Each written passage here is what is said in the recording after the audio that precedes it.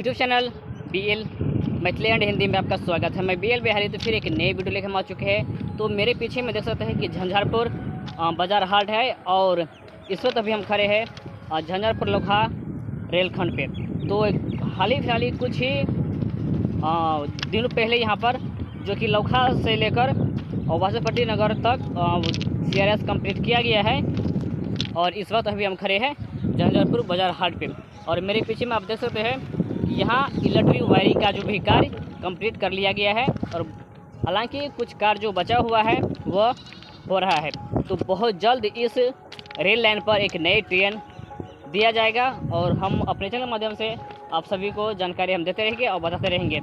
तो फाइनल झंझारपुर से लेकर आगे महरेल तक जो इलेक्ट्रिक कार्य है वह हो रहा है। तो बने रहे इसी तरह की वीडियो हम आप सब लोगों को हम दिखाते रहेंगे और बताते रहेंगे।